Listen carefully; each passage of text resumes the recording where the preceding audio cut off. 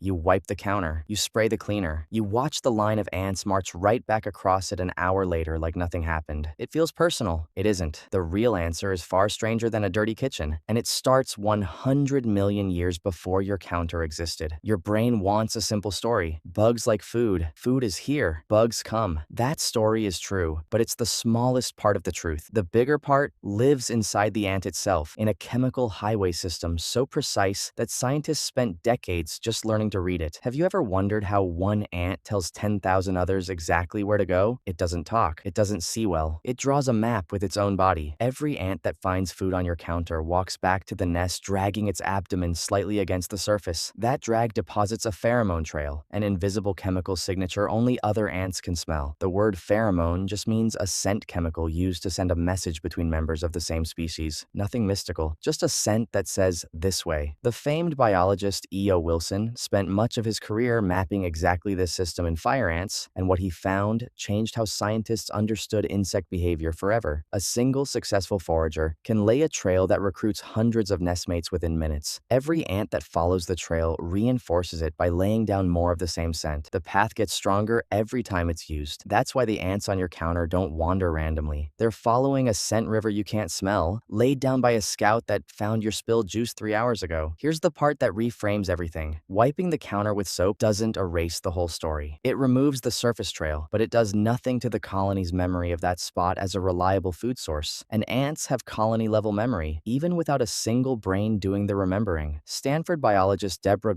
has spent over 30 years studying this exact behavior in harvester ant colonies in the Arizona desert. Her research shows that ant colonies function less like a single organism with a leader and more like a decentralized network, constantly recalculating where to send workers based on incoming signals. No queen gives orders. No ant is in charge. The colony adjusts itself the way a crowd adjusts its walking speed without anyone shouting instructions. Isn't it strange that something with no brain can behave so intelligently? That decentralized system is exactly why one ant trap rarely works. You're not fighting an individual. You're fighting a self-organizing network that reroutes around obstacles almost instantly. Block one trail, and scouts are already testing 3 other paths within the hour. Now here's the twist your ancestors would have understood better than you do. Ants have been running this exact system since before flowering plants existed. Fossil evidence places true ants at over 100 million years old, meaning they were refining pheromone communication and colony coordination while dinosaurs still walked the earth. Entomologist Bert Huldebler, who co-authored the definitive scientific text on ant behavior, described their trail-laying system as one of the most efficient information networks in the natural world, tested and improved across tens of millions of generations. Your kitchen counter is not a challenge to that system. It's barely a rounding error. So why does it feel personal? Because your home looks, to an ant colony, exactly like what its biology evolved to find. Warmth, shelter from rain and wind, a stable temperature that doesn't swing wildly like the desert floor outside, and food sources that appear with almost suspicious reliability. Spilled cereal, dropped crumbs, sticky spots under the toaster nobody remembers making. To a colony built to detect resource opportunities and exploit them relentlessly, your kitchen is basically advertising. There's a deeper reason too, one most people never hear. Ants don't just follow food. They follow moisture and structural gaps just as aggressively. Many common household ant species nest not outside your home, but inside its walls, favoring damp insulation, spaces around plumbing, and gaps around window frames where humidity collects. That means the ants on your counter might not be commuting from your backyard at all. They might be commuting from 3 feet away, inside your drywall, in a colony you will never see unless you go looking for it. This is why spraying the visible trail so often fails long-term. You're treating the symptom that walked into view, while the actual colony, potentially thousands of workers strong, keeps functioning undisturbed behind the wall. Some species, like Argentine ants, take this even further. Their colonies don't stay separate and territorial like most ant species do. Research on Argentine ant populations has shown that colonies from the same genetic lineage will cooperate across enormous distances instead of fighting each other, forming what researchers call supercolonies that can stretch for miles. You are not dealing with one nest. You might be dealing with one enormous cooperating network, spanning your entire neighborhood. Does that sound unbeatable? It isn't. But it does explain why a single can of spray never wins. Think about what that means for a moment. A colony that behaves like this isn't really a collection of individual insects competing with each other the way most animals do. It's closer to a single organism, scattered across 1,000 tiny bodies, all sharing one chemical language and one collective goal. Biologists have a term for this. They call it a superorganism, a group of individuals so cooperative and so interdependent that the colony as a whole behaves more like one animal than like a crowd of separate ones. Your immune system doesn't negotiate with your white blood cells. It just deploys them. An ant colony works the same way, deploying workers toward opportunity without a single decision maker in charge. That raises an uncomfortable question. If nobody is in charge, how does the colony ever agree on anything? How does it decide which food source is worth committing to and which one to abandon? The answer is almost mathematical. Pheromone trails don't just mark a path, they compete with each other. If two scouts find two different food sources, both lay trails back to the nest. Whichever trail gets walked more often gets reinforced more often, because every ant that walks it adds more scent. The stronger trail grows stronger. The weaker trail, visited less, starts to evaporate because pheromones aren't permanent. They fade within minutes to hours depending on the chemical and the species. This creates something remarkably close to a democratic vote, except the votes are footsteps and the ballots are chemical signatures that decay if nobody keeps refreshing them. Your kitchen counter either wins that vote or loses it, and it wins almost every time because it offers something the outdoors often can't guarantee: consistency. That consistency is the real trap you built without realizing it. A crumb under the toaster isn't just a crumb to a foraging ant, it's evidence. Evidence that this indoor environment, warm, dry, wind-free, produces food reliably enough to be worth the investment of laying and maintaining a trail. Once that evidence accumulates, the colony doesn't just send a few scouts anymore. It commits real resources, sometimes hundreds of workers, treating your kitchen the way a company might treat a newly profitable market. Why chase scarce, unpredictable food outside when a climate-controlled buffet keeps restocking itself indoors? The actual fix works with the biology instead of against it. Slow-acting bait, not fast-killing spray, is what professionals rely on, and the reason is almost elegant once you understand the pheromone system. A forager finds bait that kills slowly enough to let her carry it back to the nest first. She shares it through trophallaxis, the process where ants pass food mouth to mouth between nestmates, a behavior that also spreads any bait she's carrying. The colony poisons itself through its own cooperation. The very system that makes it so effective at finding your kitchen in the first place becomes the mechanism of its collapse. Sealing entry points and removing standing moisture closes the invitation. Bait removes the colony that already accepted it. Here's the part worth sitting with. Every time you saw ants on your counter and reached for the spray bottle, you were fighting the wrong battle. You were erasing a signal instead of addressing a network, and the network, refined over 100 million years of trial and error long before humans existed, was always going to write a new signal somewhere else. There's something almost humbling in that. You live inside a house full of technology the ants could never comprehend: screens, refrigeration, running water at the turn of a handle, and yet the tiny insects crossing your counter are running a communication protocol more efficient in its own way than most systems humans have engineered. No servers, no wires, no single point of failure. If you crush the scout that started the trail doesn't disappear because dozens of other ants have already reinforced it by walking it themselves. Redundancy built entirely out of chemistry and repetition. Modern network engineers studying resilient, decentralized systems have actually looked to ant colonies as a working model, because a system with no central leader is also a system with nothing critical to destroy. Kill the queen of some ant species, and the colony can even raise a new one. Try that with almost any human organization. That's the real answer beneath the small, annoying moment at your kitchen counter. It was never really about the crumbs. It was about a communication system old enough to have watched continents drift, still running quietly behind your walls, still doing exactly what it evolved to do. Consider what the ants on your counter have actually survived to get there. Mass extinction events that wiped out the dinosaurs did not wipe out the ants. Ice ages that reshaped entire continents did not wipe out the ants. Every predator, parasite, and environmental catastrophe the last 100 million years could produce still left ants as one of the most successful groups of animals on the planet, found on every continent except Antarctica, outnumbering humans by a ratio scientists estimate in the millions to one. The species walking across your counter tonight descends from an unbroken chain of survivors, stretching back before flowers existed to pollinate, before grass covered the ground, before most of the animals you'd recognize today had evolved at all. It did not travel far to find your kitchen. In evolutionary terms, your kitchen is simply the newest environment it has ever needed to adapt to, and it adapted within your lifetime. So the next time you wipe that counter and watch the ants disappear for a moment, remember what's actually happening. You didn't win. You just erased one line on a map that a colony colony, older than almost anything else on Earth, is already redrawing.